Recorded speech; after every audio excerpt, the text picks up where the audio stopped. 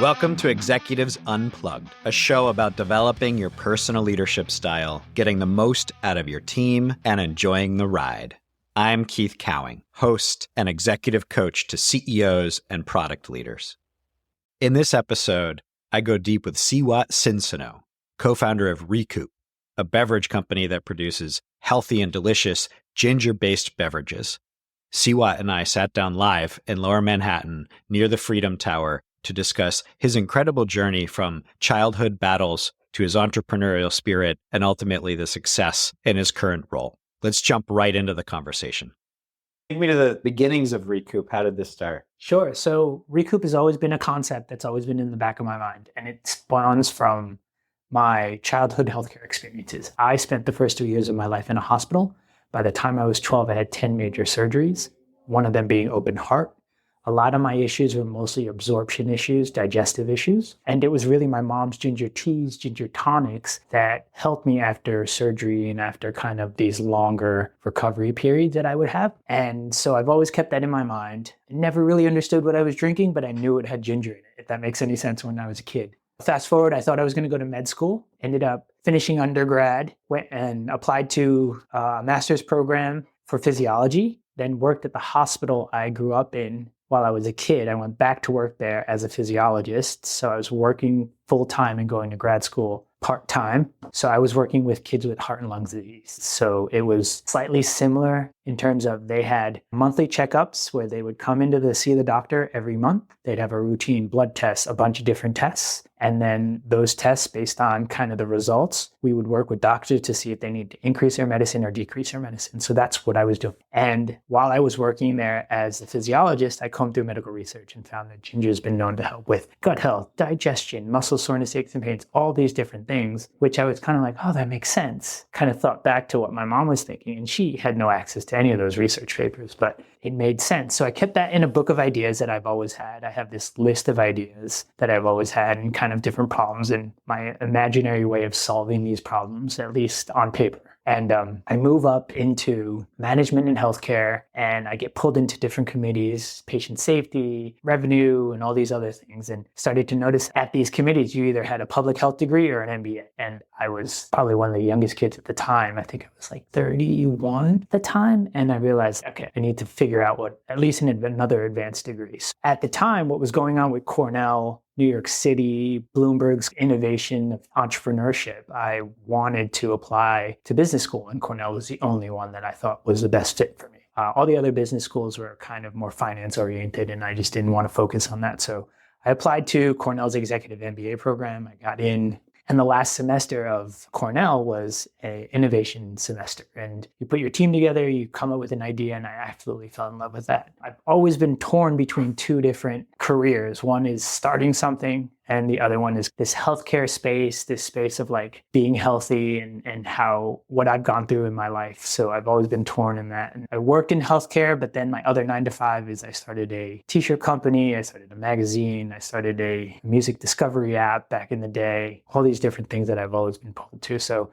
I felt like going to Cornell with the innovation and just focusing on that. If I graduated, I'd figure out where I could go, and it was more towards my interest. So that's the original story of Recoup. The simple, basic idea was ended up working for a digital healthcare startup accelerator where the two founders invested $10K in 10 companies, and they put them through what must have been like a 2 to 3 month kind of accelerator where they refine their idea, pitch, and all that stuff. And then during the off hours, I would always pick the founder's brain about different ideas, and I told them about Recoup. The idea was just a beverage at the time, and bounced it back and forth. And yeah, basically told me it might be time to throw your hat in the ring again. And so, yes, I did. And the simple way to start that company was I just bought a juicer, a simple Omega juicer, and started buying fruits at a farmer's market and vegetables and just juicing. This was just for you, or did you have a vision of this becoming a business? It was a vision of becoming a business, but the original concept was just to buy something and create a product. I've learned with different companies that I've started in the past that the more you rely on other people to create something, the more it slows you down. So if you can take all the issues and all the problems and engulf them yourself and create the product on your own, whatever that is, you're in an advantage because you can move faster than relying on an engineer to build it, relying on a designer to design your website, all these different things. If you can just take it on your own and build it, at least, it doesn't have to be pretty, it doesn't have to be nice, just build it and start talking to your customers about it or your potential customers and getting feedback and then iterating and moving fast. The progress, I think, mentally also helps you believe that you're onto something as you start to kind of pivot and iterate. It's good positive feedback for you rather than relying on someone. And then as you start to do that, you start to learn more and more. And the things that you learn become exciting.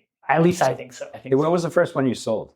First juice that we sold? Yeah. God, Is this a lemonade stand, or did you get a great deal question. at a store? What did that look like? So it was, I remember it exactly the way it was. I invited 3 groups of 15 to 20 people to come and taste our beverage. We had 20 flavors lined out. We had a survey for them to fill out. They filled out the survey on what their favorite ones were. And after that week of everybody filling it out, I got a text from a friend saying, "Hey, I really liked your beverage. I just want to buy it. Can you just make this flavor for me?" So I was like, sure. I didn't even have a price at that time yet. So I asked him, like, what would you pay for it per bottle? And he threw out a number. And I think it was like $5 or $6 for an 8-ounce bottle. And so we built. A good friend. Yeah, exactly. And we made, at the time, I think we made 6 bottles for him. And he paid us. And it was a Venmo. It was like the first sale. It was amazing. That's awesome. Now let's fast forward a little bit. You've got these beautiful cans. I'm looking at one right now. You're selling. It's going to be in Wegmans soon. Yeah. Like everything's changed. But one of the things, I am not a beverage expert by any means, but it fascinates me that you have to understand the business side of production and distribution and pricing. There's also the craft side of designing a recipe that's delicious. Yeah. And then there's the art side of building a brand that resonates with people. I'd love to hear on the brand side. Yeah. Beverages mean something to people in general, and I think even more today than ever. What's your vision for the brand of Recoup? What do you want people to feel when they see it in the store? What do you want people to feel when they drink it? How do they identify with it? I always kind of go back to our mission, which is to champion resilience for people and planet through plant-powered modern remedies. And so we always want people to recognize that Recoup is a brand that will provide you with clean ingredients. For us right now, it's specifically no added sugar, no added sweeteners, nothing artificial, very clean. The beverage that we provide, or the brand that we're looking to do, is to help people, whether it's you have gut issues, whether you are just looking for a pick-me-up throughout the day after a workout. Our beverage provides hydration, and the ginger has been known to help with so many different things. So that's kind of the overall vision, is to just help people recoup. And recoup can mean a bunch of different things. You don't necessarily have to be sick. You just maybe need to pick me up in the middle of the day, or maybe you want something that'll just give you a jump start before your presentation or your big meeting. Ginger's been known to do all of that. So I've been drinking them in the evening. On the weekend, I might love a glass of wine or a cocktail. For health reasons, I don't want to do that every day. And so having a routine where it feels like something special, it's a bit of a process, it's delicious. I've been really enjoying it for that. I love ginger because I love flavor. Yeah. And it's hard to get a lot of flavor without calories or something else going on, something artificial or something high calorie. And ginger is one of those things. It's almost a secret weapon. But I love ginger. Not everybody does. It's polarizing. It is. I'm sure that's come up in, how you were planning this. How did you think about whether ginger was the right approach where not everybody likes it? Yeah. Ginger was an ingredient that was such a big part of my life. So then it was just, I knew I needed to incorporate it in this beverage, and I wasn't going to remove it. It was just a matter of getting the right amount of ginger. When we first started off, going back to 20 different flavors, and I was making this myself, it was extremely strong. I do recall to this day, I had a dear friend of mine who came and tasted it, and he was nearly crying tasting these. And afterwards, I was like, are you okay? And he's like, I actually don't like ginger. I was like, well, you didn't like ginger. You didn't have to taste these. He's like, no, I'm doing this because like I want to support you and everything that you do. But I felt really bad.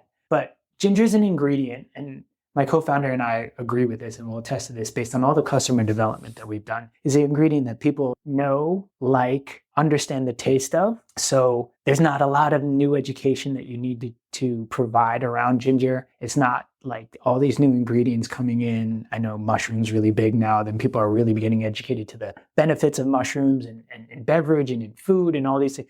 But ginger is something that's been around for a while, and people understand and know what it tastes like. It's just getting the right pungency, if that makes any sense, for people to really enjoy. And in the beginning, I would say it was very strong. And we've gotten to a point now where you taste the ginger. It's not overwhelming. Our goal has always been to be in between that close your nose, close your eyes, ginger shot, and more ginger than a ginger ale. So yeah, got it. Right in between. Now let's talk a little bit about the business and your leadership role. Yeah. Growing the company here. Where do you want to take this, and how do you plan to differentiate in a world that's pretty competitive? Absolutely. Where do we want to take this? We want to grow this brand with some product line extensions. Our sparkling line is new. We just launched. We're excited about it. We're looking for other ways to keep people hydrated with tree water as well as ginger.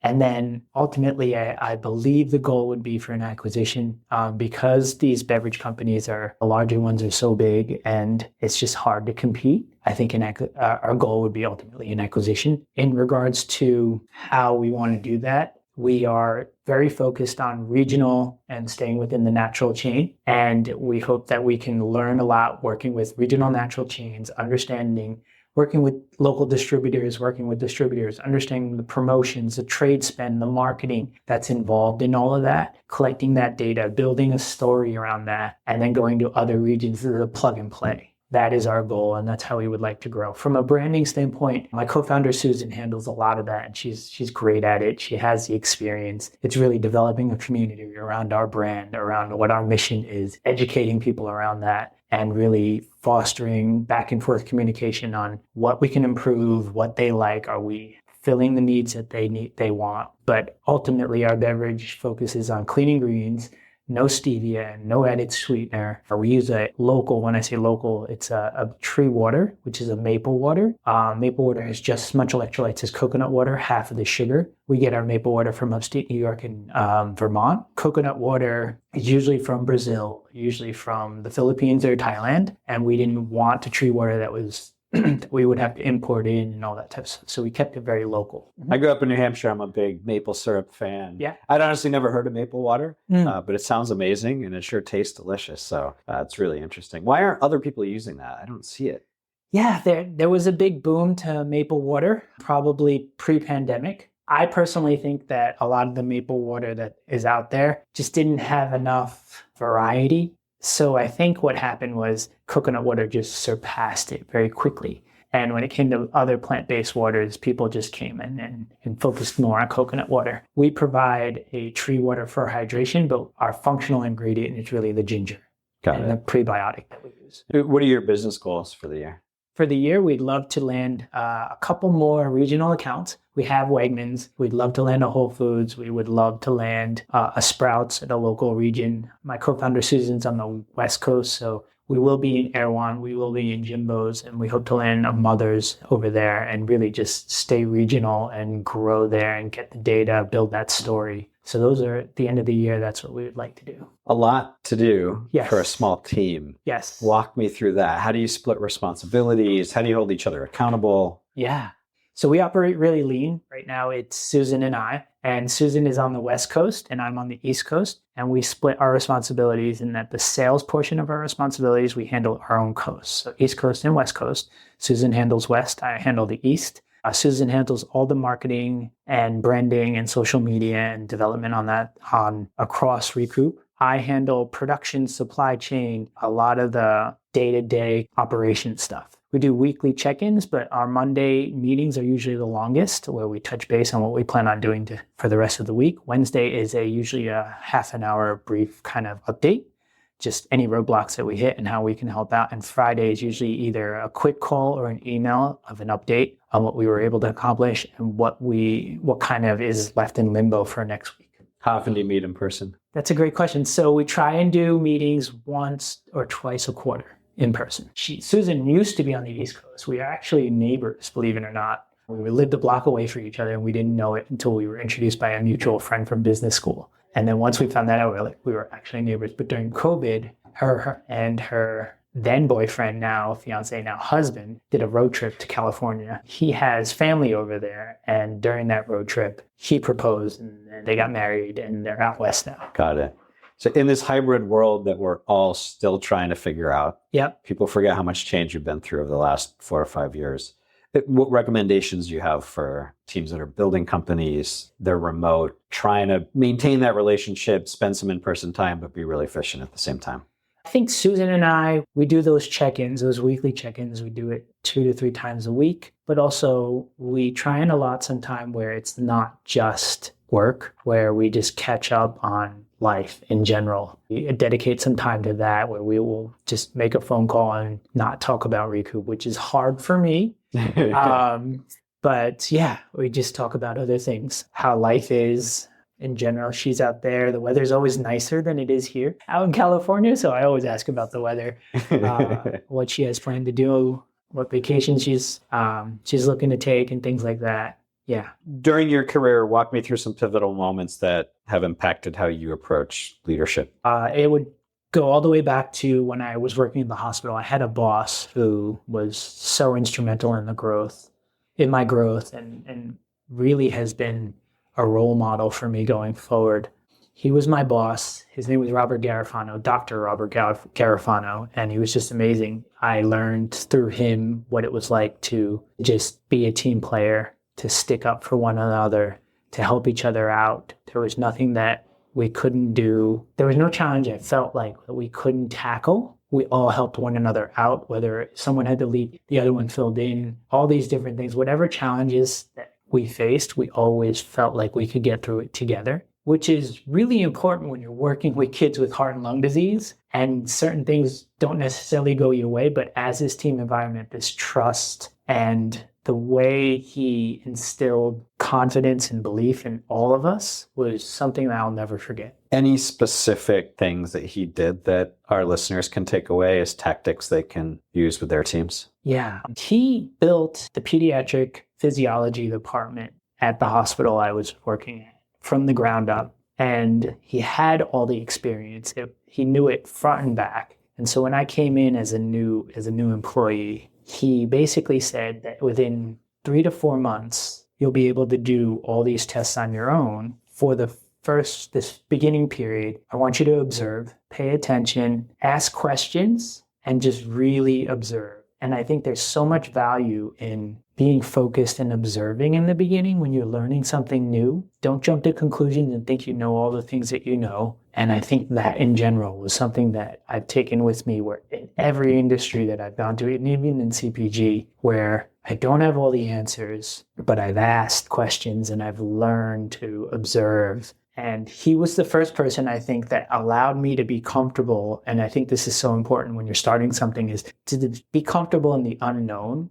When you start a company, there's so many different things you don't know because you don't know what you don't know. And just being okay with that, as long as you're making steps and progress to figuring out those answers. And once you get those answers, you gain this knowledge and this experience, and you also gain a network of people that can help you with that. And just as long as you're moving forward to fixing and understanding the things that you don't know and the challenges that you're facing, it's okay.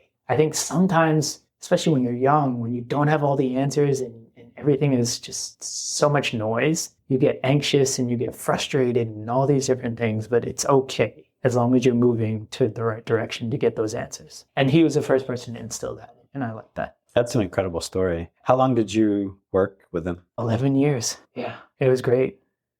So this has been a huge adventure for you. You've worked in publishing, you've worked in healthcare. That led you to sparkling beverages in a can now. Yes. What have you learned about yourself as a leader during this adventure? Yeah, I think business school was a huge help for me. At least business school, when I left, I realized the type of leader I wanted to be. I think there's not having gone to business school beforehand, or at least before stepping into business school, you read all these books and you hear all these things about how managers need to be. And sometimes they make it seem like it needs to be this exact mold. But the reality is, I think if you understand yourself and you understand how you can inspire and motivate people, that you should strive to be or become that kind of leader. So when I went to business school and I left, I understood that I didn't necessarily have to be like this leader in his autobiography or this leader in his biography. It was very much of like, what am I comfortable? How can I inspire? How can I motivate? How can I be firm and fair at the same time? And how would I go about doing that? I think that is important.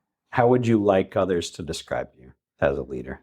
Inspirational, motivational, someone who stands up and sticks up for his team, will always choose to do the right thing, and is well respected among his peers. And with all the things that you have on your plate, that's a lot to uphold. That's Yes. a really high bar. How do you manage your time? How do you manage your energy? I wake up 6 a.m, at least around that time every morning. I take 15 to 20 minutes to meditate, to breathe, and just kind of figure out what I have going for the day. Try and get everything that's super important done before lunch, I guess. And in between that, throughout the day, I have an 11 o'clock timer that goes off and a 2 o'clock timer that goes off to take a break. And that break could either be just to breathe or to take a walk. The walks I learned when I was in healthcare, I would take these midday walks, which were so helpful, with a colleague of mine. And they would be a 15-minute walk through the hospital. You know, certain hospitals are really big. You'd find different corridors that you would go through, and just to clear your mind and then come back.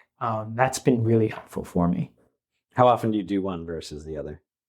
I like walks, so it's all weather dependent. Okay, because you don't live in California. Yes, exactly. And what are your personal goals for the year? Personal goals is to check in with myself more often. Okay. Yeah. How do you plan to make that happen? Have a family structure that helps me with that. My parents, my wife helps me with that. They always remind me they ask the simple question of how are you doing? Have you taken some time for yourself? And sometimes... And they mean it. They do. Yes, they do. Everybody asks how you're doing. Most people don't actually care what you say. It just means hi. Yes. No, but my wife is great at that. She'll make sure I check in and make sure that everything's okay. And then I take some time and really write things down or take that longer walk. What are your personal non-negotiables? If you had this cadence for 10 years and looked back and said, I didn't have all of the time that I wanted to do all of the things, but I have no regrets because I was able to hold the core things. Yeah. What are those core things for you? It's 2 buckets. It's family and friends, and then my professional career. Family and friends I need to spend time with them. My family and my friends are a great soundboard, and they're a support system that I need in my life. And with friends particularly, I enjoy spending time with them and the experiences, whether it's traveling with them or just catching up over dinner. Like that keeps me motivated, keeps me young per se, because I have friends that my good friends are not in CPG. So it's always nice to just get away from that bubble and talk to them and catch up and understand what other industries are doing, because it's exciting sometimes to just hear something outside of food and beverage. Do you have any structures in your life that help you hold true to that, to make sure you get it in? I have a group chat with my core MBA friend that we text probably every day, and then we plan to meet at least once a month, and we stick to it. Prior COVID, we used to do a ski trip and a summer trip. We're picking back up on the summer trip. I am not a good skier, so I always feel like I hold everybody back. So the winter trip is probably going to change. You can just bring the healthy recovery drinks. Yes, for this, I can. The ski trip. I can. What's your favorite flavor, by the way? I like the watermelon blood orange. Yeah. Yeah. Awesome. And what, for other people listening that are looking to develop their personal leadership style, looking to bring that out, what leaders have inspired you? The leaders that I really read up on and enjoy learning from are all professional coaches. I played soccer growing up most of my life. I played Division III soccer in undergrad. I played most of my life. I love soccer, so I love reading books on coaches and how they motivate and get 100% from these high-performing athletes. On the soccer side, it'll be Carlo Ancelotti's book called Quiet Leadership, Phil Jackson's 11 Rings, which eventually will lead you to Tribal Leadership, a book called Tribal Leadership. Then there are other coaches like Pep Guardiola at Manchester City Jurgen Klopp at Liverpool, Diego Simeone, who were coaches at Atletico Madrid. I lean more towards Carlo Ancelotti and I'm inspired by his book, which is Acquired Leadership, which is this nice balance between inspiring and motivating people while creating this safe zone while you're under his leadership. And then there's these other coaches that are they're very, I don't know what it is about them, but they're so energetic, they're so charismatic, they're so overwhelming to these players that they will go out onto a soccer field as if it was war and die for their coach. And at the end of the game, that coach is there hugging their players, motivating and cheering them on. It's like every single player on that team will give 100% every game for their coach. Jurgen Klopp just left Liverpool, and the ceremony that they had for his last game from the players and the fans was just unbelievable. You can watch it on YouTube. But I mean, just having that presence and being able to foster that from high-performing players and athletes who are like the top, I don't know, is it like 1% of 1% for an athlete? And then the fans behind them all falling in line and loving this leader or this coach is it's great. I don't know how he does it. So, yeah. For people listening, are there any particular tactics that you would take from that you think people can practice at home with their teams?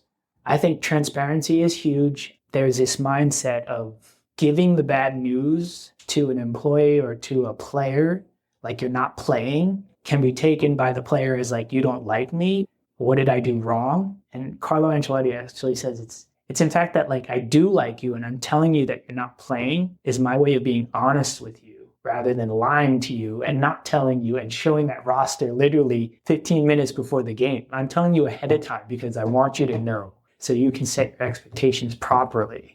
And I think as an employee or as a player, they respect that honesty because there is a lot of vague and unclear messaging. And sometimes employees who are following leaders can second guess themselves on what their motives of their leaders are. And that once you get into that spiral, it's scary. Especially today, I find there's a lot of organizations that have fear deep down in employees from just so much change they've been through over the past 4 or 5 years. And you can't have transparency and information sharing if people are afraid.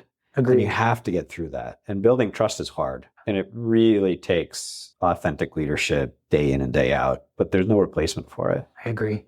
Where can people find you or Recoup online? Yeah, so you can find us on our website, www.recoupwellness.com. You can find our product at Wegmans, Amazon, our website.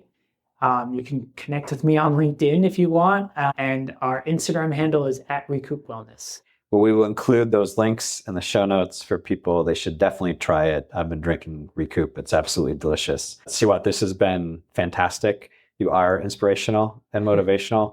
Absolutely love the story. Thank you so much for joining me on the podcast. Thank you for having me. If you enjoyed that episode, please share it with a friend or provide a 5-star review. I love helping people through their leadership journeys, and you can find more content from me at kc.coach. Until next time, enjoy the ride.